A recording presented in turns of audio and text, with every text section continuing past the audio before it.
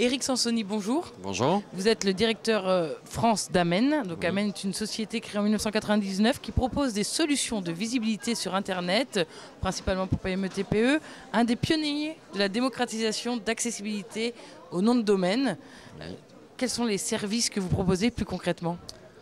Concrètement, on va aider toute personne ou société désireuse de se lancer sur Internet ou de continuer son expérience sur Internet au travers de services simples, packagés, on va dire accessibles financièrement et très complets qui vont du dépôt de nom de domaine. Donc nom de domaine aujourd'hui c'est un peu l'identité de son entreprise sur Internet. Sous de multiples extensions, que ce soit le .fr, le .com, et on en commercialise l'intégralité des 250 existantes.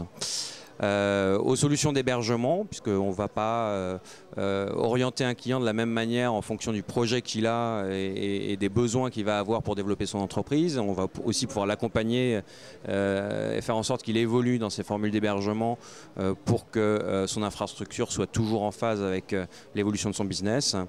Et puis, on a aussi des gammes de services qui permettent à tout un chacun de créer un site ou une boutique e-commerce sans avoir la moindre connaissance technique et de pouvoir donc lancer sa première activité, soit par un site vitrine de simple présentation, soit une solution beaucoup plus élaborée qui va permettre de mettre à disposition son catalogue produit, mais aussi le vendre, interconnecter ses systèmes de paiement, de logistique, mener des actions marketing et commerciales sur sa base installée, faire de la vente privée. Enfin, on va dire 99% des besoins de quelqu'un qui souhaite monter un site de vente en ligne seront couverts par cette solution. Le 1% restant justifiera des niveaux d'investissement très supérieurs avec des développements spécifiques. Et là, ce n'est plus notre métier. On restera au niveau de l'infrastructure sur ces besoins-là. Mais l'idée, c'est vraiment l'accessibilité, la rapidité, la simplicité. Alors, en quoi c'est une solution qui s'adapte vraiment aux PME et TPE ?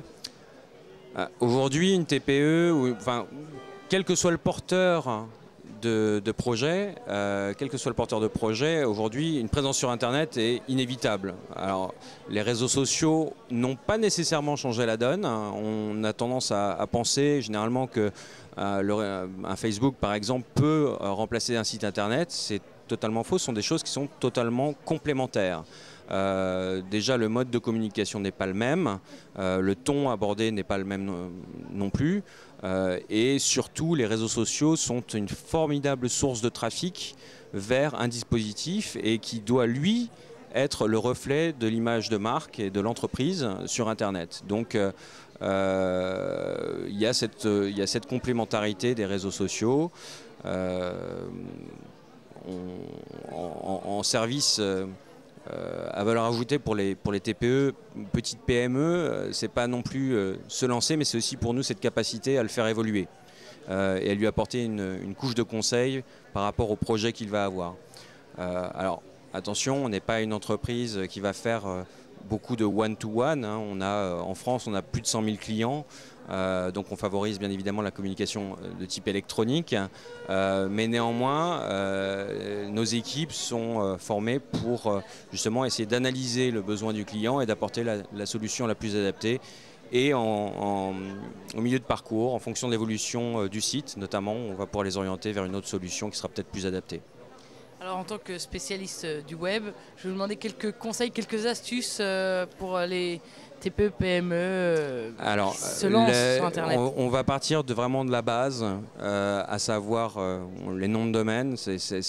Pour beaucoup, c'est un barbarisme parce qu'on parle souvent de création de sites, d'hébergement. On ne parle pas nécessairement beaucoup du nom de domaine, qui est quelque chose qui a sa propre sémantique. Et malheureusement et heureusement, mais tout part un peu de là, à savoir qu'il y a des règles pour déposer des noms de domaine, que l'on soit particulier, une entreprise, un ayant droit ou un détenteur de marque. Et aujourd'hui, il y a à peu près 200 millions de noms de domaine qui ont été déposés dans le monde.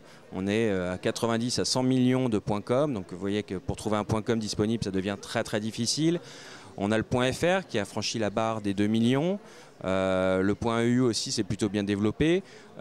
Donc j'ai envie de dire, quand on a une idée, de projet ou quand on démarre un projet, au moment de choisir son identité, toujours faire la double vérification de la disponibilité du nom de domaine et quitte à anticiper, c'est-à-dire que on a des gens qui se sont constitués des portefeuilles de noms de domaine, soit au gré de leurs idées, mais aussi du potentiel business qu'ils peuvent en tirer.